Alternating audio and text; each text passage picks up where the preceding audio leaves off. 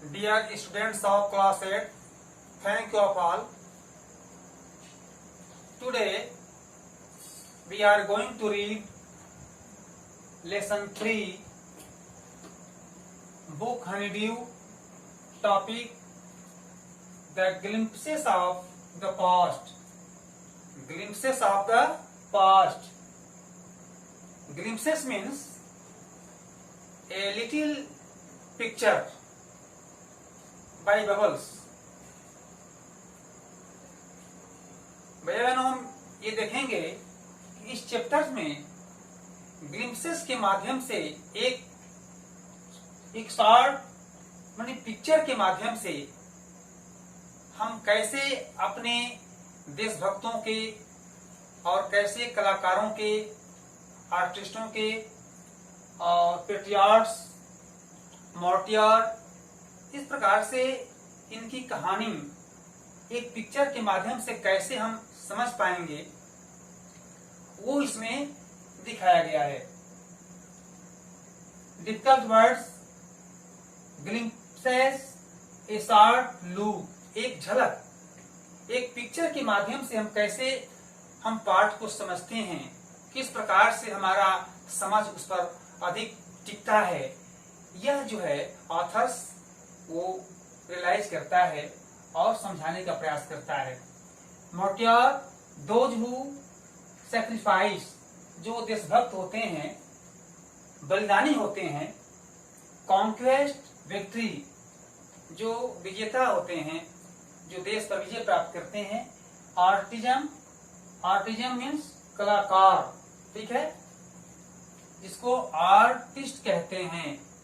अब हम इस पार्ट में लेसन में देखेंगे कि केवल हमारे लेसन में केवल देशभक्त पेट्रियार्ट्स ही नहीं बल्कि सिंगर भी हैं, हमारे फाइटर्स, ये फोर्स के ये वॉरियर भी हैं. इस प्रकार से सभी हमारे ये देश के लिए किस प्रकार से एकजुट होकर के और 1857 में 1857 में कैसे ब्रिटिश सरकार के विरुद्ध लड़े. हम इसमें देखेंगे we can see the many kinds of various types of the leaders, martyr and artists, how they try to the British government. इस प्रकार से ये सब मिल करके कैसे देश की एकता की लड़ाई लड़े और कैसे ब्रिटिश सरकार के विरुद्ध, ब्रिटिशों के विरुद्ध कैसे उनसे फाइट किए, यह हम दृश्य इसमें एक पिक्चर के माध्यम से देखेंगे. इस प्रकार से PA1 के पहले हम इस पाठ को शुरू करते हैं, इसलिए कि अभी PA1 के लिए हम क्वेश्चंस को तैयार कर रहे हैं, याद कर रहे हैं उसके आंसर को. इसके बीच जो है हम लोग फर्स्ट एंड सेकेंड लेसन जो हमारा PA1 में आ रहा है उसकी तैयारी करते रहेंगे और तब तक हम लोग इस पाठ को देखेंगे. The glimpses of the past before you read. Here are some pictorial glimpses of the history of our country from 1757 to 1857. These pictures and speech bubbles and will help clarify your understanding of the country conditions that led to the event known as the First War of Independence in 1857.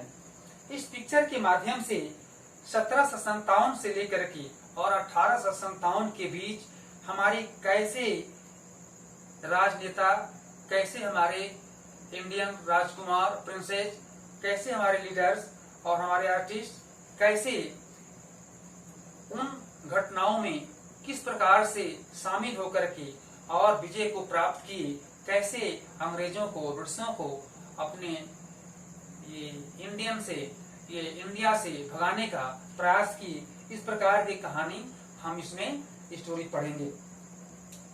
The martyrs, martyrs means बलिदानी, martyrs means who, those who sacrifice, जो त्याग करता है, जो बलिदानी करते हैं। हम ये देखते हैं कि इस लेसन में अपने देश के लिए जो बलिदान हुए, उन बलिदानियों की कहानी पहले आता है। देश की आजादी के लिए कैसे हमारे बलिदानी किस प्रकार से देश की रक्षा के लिए अपने हंसते हंसते जान को गंवाए, उसके बारे में एक सबसे पहले first of all we see that a singer Lata Mangeshkar, वो गाना गाती है एक दिल्ली के कार्यक्रम में, O my countryman let your eyes fill with tears as you recall the sacrifice of Indian martyrs. अब वो गाना गाती हैं, ओ माई कंट्री मैन, ओ आए मेरे वतन के लोगों, ओ माई कंट्री मैन, ओ मेरे देश के लोगों, let your eyes fill with tears, जरा आंख में भर लो पानी, let me eyes fill with tears, जरा आंख में भर लो पानी, as you recall the sacrifices of, जो आंख भर लो पानी, जो शहीद हुए हैं उनकी जरा याद करो कुर्बानी, इंडियंस मार्टियर्स, जो इंडियन मार्टियर्स हैं, बलिदानी हैं, उनके कुर्बानियों को याद करो। ऐसे गाने इस सॉन्ग में वो लता मंगेशकर ने उस कार्यक्रम में गाए। ठीक है, आगे बढ़ते हैं। इस प्रकार से इस चैप्टर्स में पहले ये देखा गया, और फिर जो सिंगर के साथ हम देखते हैं लाल बहादुर शास्त्री, पंडित जवाहरलाल नेहरू, ये सभी नेता, Lala Lajpat Rai, Lokmanya Tilak, a various types of leaders here in the bubbles and the glimpses. Second, the company's conquest 1757 to 1849, 1757 से लेकर के और 1849 के बीच किस प्रकार से ईस्ट इंडिया कंपनी हमारे देश में अपने कदम को रखा, अपने कंपनी के माध्यम से, और कैसे कैसे दुर्चाल चल करके दुराचारी वो इंडियन को कैसे वो हराने में, हताश करने में, और यहाँ के राजकुमारों को, राजाओं को कैसे इन्वॉल्व करके और लोगों को कैसे प्रताड़ित किया, और कैसे अपनी कंपनी के माध्यम से वो अपने देश को धन ले गया, लूटा। इस प्रकार की कहानी इस चैप्टर्स के माध्यम से हम लोग पढ़ेंगे। With its superior weapons, weapons means तलवार, अपने एक अच्छे तलवार के साथ the British East India Company was standing its power in 18th century India. 1857 में, 18वीं शताब्दी में कैसे एक मीठे तलवार के साथ ये ब्रिटिश कंपनी हमारे इस इंडिया में कैसे अपने पैर को, कदम को जमाई, ये कहानी हम देखते हैं। India 1765, Indian princess British territory, Indian जो राजकुमार थे उन पर कैसे ये शासन किया, और कैसे इन लोगों के द्वारा ही हमारे भारतीयों को किस प्रकार से गुलाम बना करके और इस यहाँ की जनता को कैसे प्रताड़ित किया, कैसे पीड़ित किया, यह कहानी देखेंगे। That pictures Raj call the English merchants, they will help me to defeat him, कैसे उन लोगों को हराने में हमारे यहाँ के राजकुमार कैसे सफल हुए, यह भी कहानी देखेंगे। The people had no peace due to such constant fight, यहाँ के लोगों में किस प्रकार से शांति था, और कैसे ये ब्रिटिश शासक कैसे आकर के फाइट की, लड़ाई की, इसको भी हम एक देखेंगे। The revolution help the East India Company and it could realise easily subdue Indian princes one by one. एक वन बाय वन मीन्स यानी एक के बाद एक, अर्थात एकाएक कैसे हमारे इंडियन राजकुमारों को कैसे बरगला करके और यह कंपनी कैसे इन्हीं लोगों के द्वारा और अपने देश में इन शासकों के द्वारा जनता को कैसे प्रताड़ित किया। Thank God, the writer here says that the thank God there is peace in the country now, no more wars and no looting by thugs।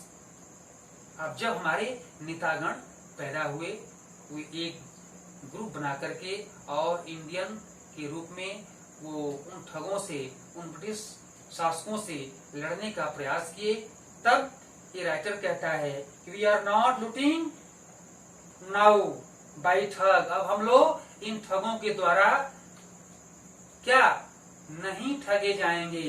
इस प्रकार से हम देखते हैं how did Indians react to this conquest. इस प्रकार से कैसे हमारे इंडियन भारतीय लोग इन ठगों के साथ कैसे विजय प्राप्त किए।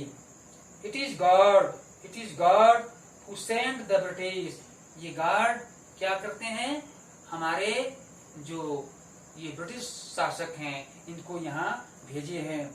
और destiny it linked with them, जो इनके साथ हमको रहने का मौका प्राप्त हुआ और ये कैसे हमारे भारतीयों को ठग करते हैं और इनसे ही शासन कराते हैं। The white man has killed और डेथ्रॉन्ड आवर किंग्स। कैसे व्हाइट मैन कहते हैं अंग्रेजों को, ठीक है। व्हाइट मैन कैसे हमारे ये ब्रिटिश शासक हैं, कैसे यहाँ के राजकुमारों को किल करते हैं, कैसे उनके द्वारा और जनता को कैसे शासन कराते हैं, यहाँ से कैसे किसानों को पहले प्रताड़ित किए, किसानों को कैसे उन्हें कर देना पड़ता था और उन्हीं कर से और वो अपने देश को, उस धन को ले जाते थे। इस प्रकार की कहानियां हम पढ़ेंगे। द व्हाइट मैन किल्ड और dethroned one by one our kings. Some kings were not good but after all they were of all the land. जैसे कि हमारे इस हमारे धरती पर कुछ हमारे राजकुमार जो है अच्छे नहीं थे, अर्थात उनके बहकावे में आकर के और अपने ही भारतीयों को शासित करते थे। Now we have become slaves of foreigner. At last chapter में देखते हैं, लास्ट में देखते हैं, नाउ अब, वी हैव बिकम हम लोग गुलाम हो चुके, स्लेव्स माने गुलाम, दास हो चुके, क्या ऑफ फॉरेनर हम लोग विदेशियों के गुलाम हो चुके। कैसे, एकजुट न होकर के, हमारे यूनिटी नहीं थी, हमारे इंडियन में हमारे लीडर्स के प्रति जो भाव था वो जनता में नहीं था, इसलिए हम एक वन बाय वन हम प्रताड़ित हुए और उन विदेशियों के कब्जे में हो गए। इस तरह से हमारा भारत स्लेव्स हो गया, गुलाम हो गया। इस प्रकार से भैया बहनों we see the last chapter that, कि हम आज यहीं तक इस चैप्टर को रहने देते हैं। इसके बाद हम लोग सेकेंड चैप्टर में, थर्ड में, ब्रिटिश रूल, कैसे ब्रिटिश सरकार ने हमारे इंडियन पर कैसे रूल किया, शासन किया और किस प्रकार से हम भारतीयों को प्रताड़ित होना पड़ा। और बाद में अंत में हम ये भी देखेंगे कि कैसे हमारा ये जो ब्रिटिश सरकार के जो लोग हैं, अर्थात ये अंग्रेज हैं, इंग्लिशमैन हैं, कैसे हमारे भारत से वापस गए, कैसे आंदोलन हुआ, महात्मा गांधी का क्या रोल था, what is the role of the many various types of the leaders and artisan and the patriots। किस प्रकार से हमारे देशभक्तों का और कलाकारों का कैसे एकजुट होकर के इनको देश से भगाने का, निष्कासित करने का एक व्यूह रचा गया, इसको हम लोग देखेंगे। इस प्रकार से हम पहले मीनिंग्स को लिख लेंगे, मीनिंग्स के बाद जो होमवर्क आपको दिया गया है उसको हम लोग नोट करेंगे और उसको पढ़ने का और हल करने का प्रयास करेंगे। Thank you very much.